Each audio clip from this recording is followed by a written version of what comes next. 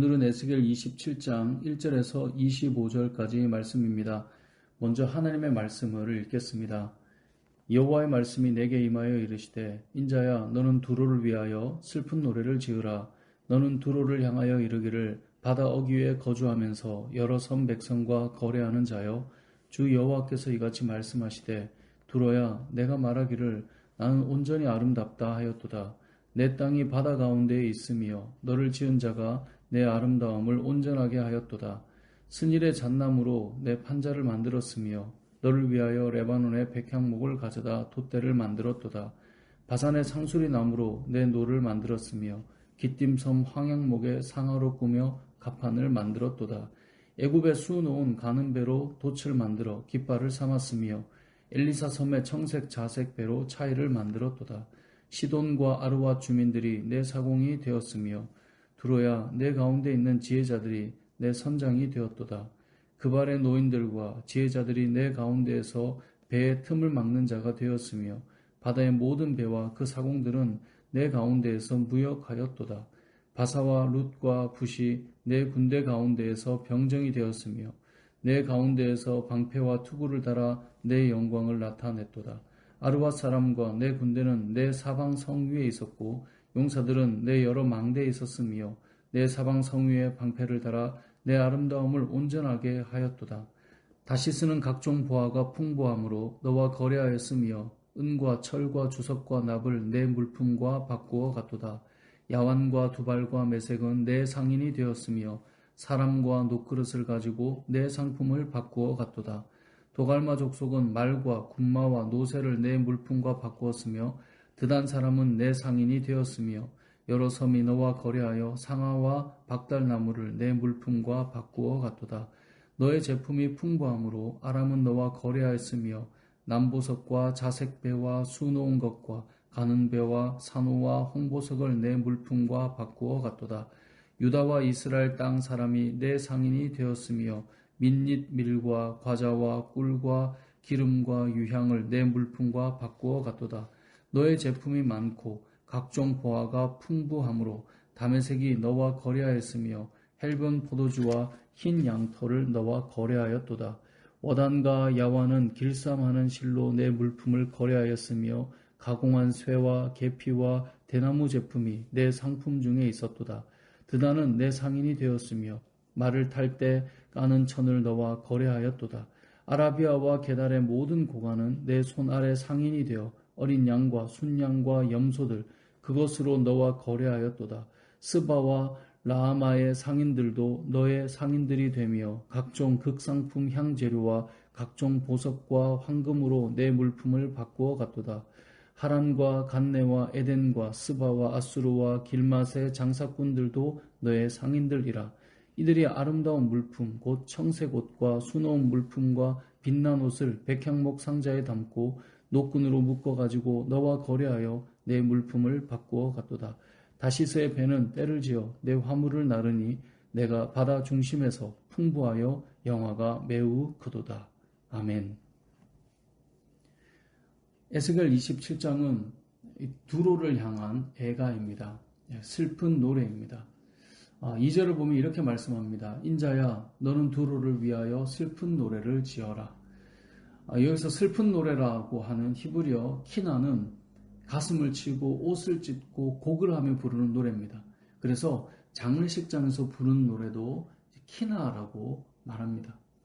그러니까 이 두로를 향한 슬픈 노래는 두로가 몰락하고 멸망할 것에 대한 노래다라는 것을 우리가 예상할 수 있을 것입니다.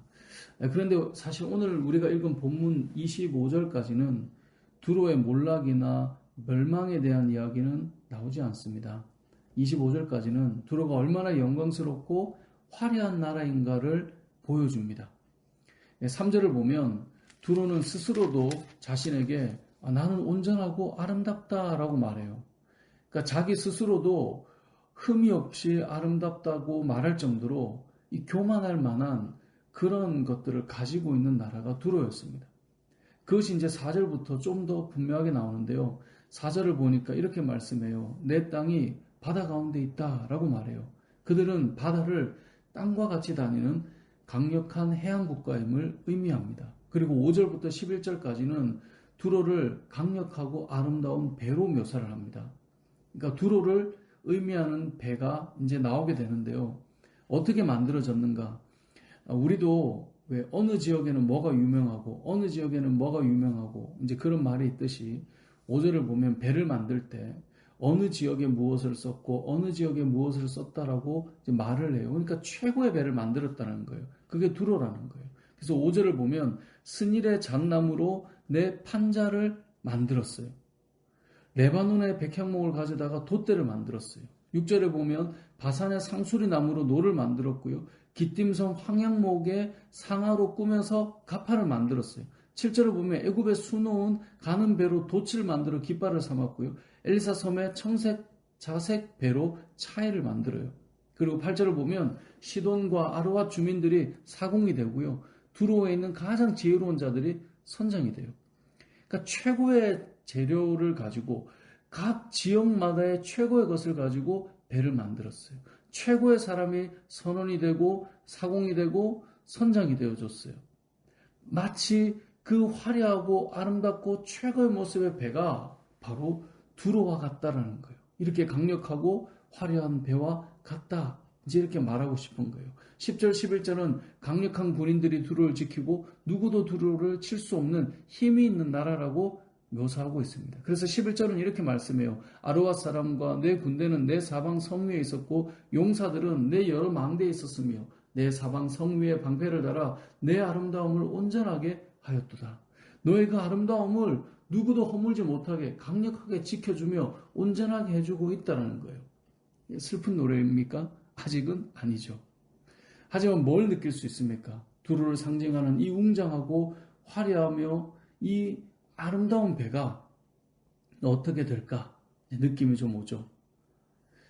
이제 12절부터는 두로가 주변 여러 나라와 무역을 하는 이야기로 채워져 있습니다. 12절부터 24절까지 엄청난 나라와 물품들이 등장합니다. 그래서 12절을 보면 다시 쓰는 각종 보화가 풍부함으로 너와 거래했다라고 되어 있죠. 은과 철과 주석과 납을 너의 물품과 바꾸어 갔다. 13절에는 야왕과 두발과 메색은 너의 상인이 되어서 사람과 노그릇을 가지고 내 상품을 바꾸어 갔다. 14절에는 도갈마 족속은 끝에 보면 내 물품과 바꿔갔고 15절에도 끝에 보면 이러이러한 것을 내 물품과 바꿔갔고 16절에는 이러이러한 것을 내 물품과 바꿔갔고 17절에도 이러이러한 것을 내 물품과 바꿔갔다. 18절, 19절에서 24절까지 이런 걸 바꿔갔고 이런 것을 거래했고 이런 것을 거래했고 이런 것을 거래했다라고 해서 계속 나와요. 오늘 성경을 읽을 때 어려웠습니다. 아주 너무너무 많은 나라와 그 물품들이 등장해요. 이 엄청난 무역을 해냈던 나라가 바로 두로라는 거죠. 엄청난 무역의 중심이었습니다. 그 엄청나게 화려하고 영광스러워 보이는 그 배가 그 바다를 돌아다니며 얼마나 많은 무역을 해왔는가를 보여주고 있는 것이죠. 그리고 25절은 이렇게 끝이 나요. 다시스의 배는 때를 지어 내 화물을 나르니 너가 바다 중심에서 풍부하여 영화가 매우 크도다. 그러니까 너가 바다 중심에서 풍부하여 영화가 매우 크다는 거예요. 그렇게 바다를 향해 화려하고 위험 있게 나가는 배가 바로 두루였다는 거죠.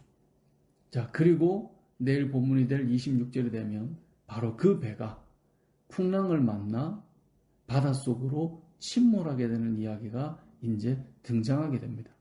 그래서 이걸 머릿속에 그려보면 이게 왜 슬픔의 노래냐, 애가냐, 25절까지 얼마나 화려하고 대단한 배로 상징되는 이 두로가 그 바닷속에 침몰해가는 모습에 온 열국이 눈물을 흘리는 그런 슬픔의 노래로 바뀌어져 가는, 슬픔의 노래로 진행되어져 가는 그것이 27장 전체 이야기죠. 사실 27장 전체를 이렇게 읽어야 이것이 좀 전체적으로 슬픔의 노래로 와닿게 되는데 오늘은 큐티 본문이 25절까지로 나눠져 있으니 오늘 본문의 내용을 보자면 이런 겁니다. 두로라고 하는 나라가 정말 강력하고 화려한 나라였다는 거예요. 그래서 두로도 스스로 말했죠. 나 같은 나라가 없다는 거죠. 나처럼 위대하고 흠이 없고 온전해 보이는 나라가 없다는 거죠. 이건 무엇을 말합니까? 두로의 교만을 말해요. 그런데 이러한 교만함 속에 그가 어떻게 무너져 가는가를 이제 내일이면 보게 되는 거죠. 우리도 마찬가지입니다. 스스로 교만한 자들이 있습니다. 근데 교만한 자들은 그 많은 이유를 사실 가지고 있습니다. 내가 배운 사람이다. 내가 가진 사람이다. 내가 이 정도로 젠틀한 사람이다. 내가 이 정도는 좀 쓸 줄 아는 사람이다. 나는 좀 이래도 되는 사람이다. 나는 너희를 좀 판단해도 되는 사람이다. 나는 그만큼 좀 아는 분명한 또 페어한 그런 기준을 가진 사람이다. 나는 판단하지 마라. 나는 너가 판단할 만한 그런 것이 있는 사람은 아니다. 이게 교만한 자들의 특징이죠. 교만할 만한 이유들이 주변에 자신에게 있는 거죠. 하지만 아무리 그렇게 대단해 보여도 하나님이 치시면 그 모든 것이 한 번에 무너지고 맙니다. 그래서 바닷속으로 침몰하는 배와 같이 되는 것입니다. 교만은 하나님이 기뻐하지 않는 모습입니다. 예전에 선배 목사님들이 그런 말씀 많이 하셨죠. 우리가 아무리 노력을 해도 하나님께서 뒷문을 열어버리시면 감당할 수 없다고. 우리가 앞으로 아무리 많은 것들을 들여와도 뒤를 열으시면 그것이 우리에게 쌓이지 않는다고요. 우리가 아무리 많이 가져도 문제가 생겨서 뒷문이 열려 나가기 시작하면 어떻게 감당할 수 있겠습니까? 아무리 화려하고 아무리 가장 좋은 것으로 자신을 준비하고 아무리 많은 것을 여러분에게 쌓아두어도 하나님께서 여러분을 치셔서 그것이 새어나가게 하시면 그것이 내 것이 안 되는 것입니다. 얼마나 슬픈 일입니까? 두로를 향한 노래가 슬픈 이유는 어쩌면 오늘 우리가 읽은 25절까지의 내용이 있기 때문일 것입니다.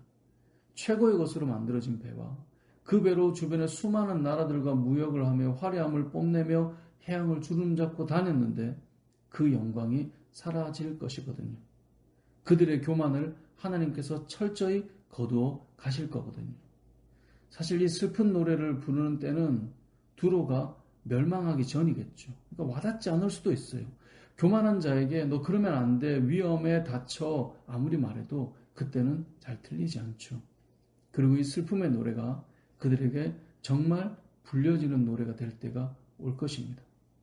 두로를 향한 슬픈 노래이지만 이 땅을 살아가는 저와 여러분을 향한 메시지라고 우리는 받으셔야 합니다. 억만금을 가져도 그것을 그대로 다 사라지게 하는 경우가 있습니다.